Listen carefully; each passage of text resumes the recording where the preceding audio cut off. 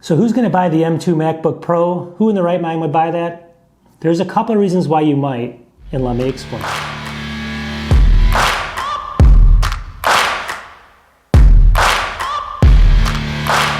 Alright, welcome back to the channel. So why in the right mind would you buy the M2 MacBook Pro right now with the old design? The new M2 MacBook Air just came out, beautiful design.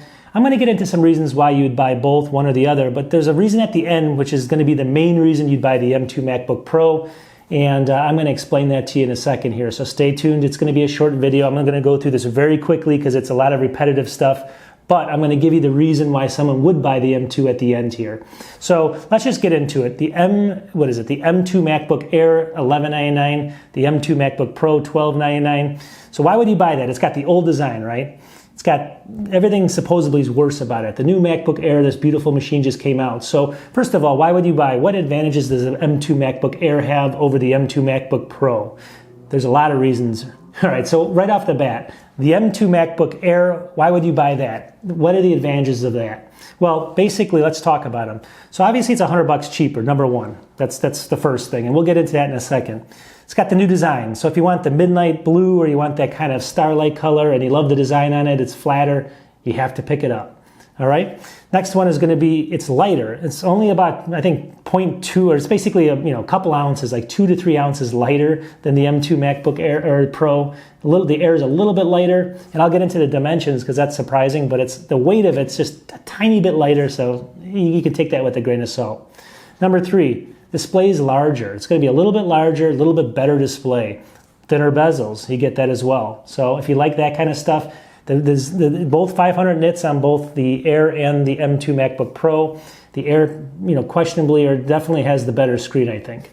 It has real function keys. So if you're talking about you love real function keys, you have to go with the Air because it has those. A lot of people don't like the touch bars, so we'll talk about that in a second.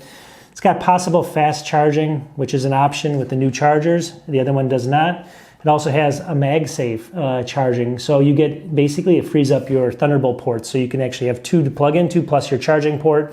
And the MacBook Pro only has the 2 that you actually have on the side, unless you get the fully upgraded one. But I'm talking about just going with the M2 or the base model basically of both of these. All right, so as we go down, the webcam on the Air is a lot better. So you get a better webcam on the Air. It's the 1080p, better lighting and all that stuff. So why, again, we're scratching ahead, but we'll get into it. You got the more ports. So all that stuff combined, you basically think, why would anyone choose the M2 Pro, MacBook Pro? And there's a couple of reasons.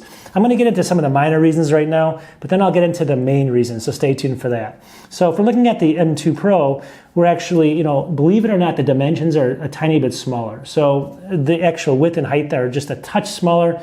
The thickness isn't and the weight isn't, but the dimensions are a little bit smaller. So it wins a little bit in compact, if it's compact more to fit in a bag or something. Weight's not there though.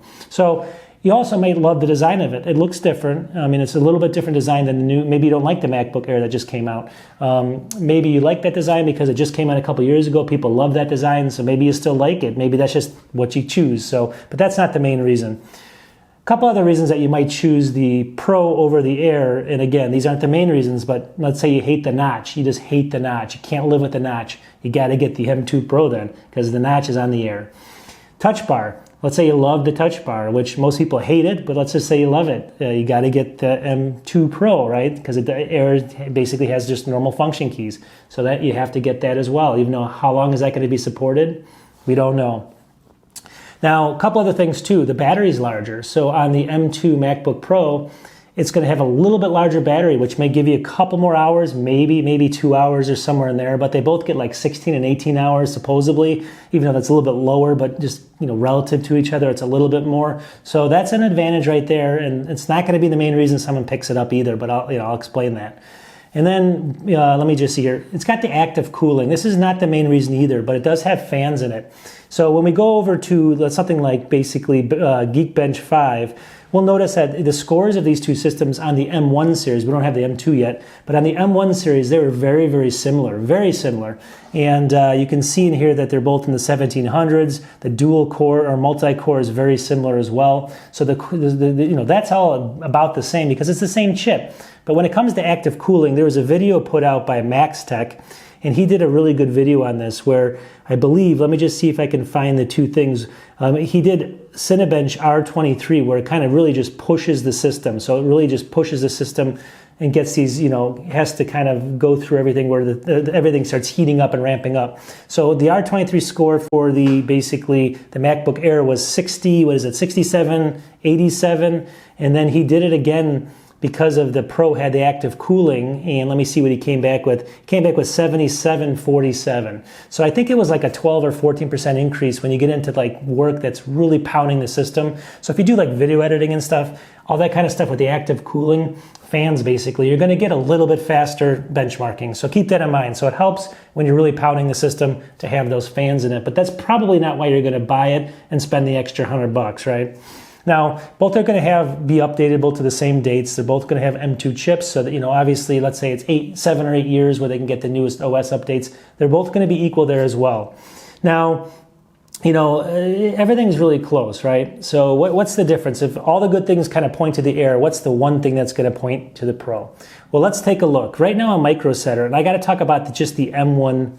I'm talking about the M1 right now, just as an example. But the M1 MacBook Pro right here, it's 2020 M1, 8 gigs, just the base model. On Micro Center right now is $999.99, so less than $1,000. Big sales, right? That's going to be the main reason. So let's talk about this. That's $999. I think that lists for usually $1299, so it's like, what, $300 off right now?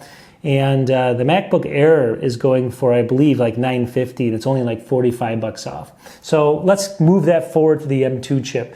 Now the M2 MacBook Pro has the old design. It has all these things that the Air is better at. I just explained them to you. And we're going to be coming up on Christmas season. So the main reason that I'm projecting people are going to be buying the M2 MacBook Pro is going to be price. So even though it starts at $1299, it's probably going to be discount very quickly because no one's going to be buying it as much. And if that happens, then it could be, you might be able to pick this up for like $999. And if you're talking $999 versus then $1199 for the Air, when you get obviously a little bit faster CPU, it's not going to be a faster CPU, but you get a little bit better performance. Let me restate that because of the active cooling. You also get maybe a little bit smaller dimension.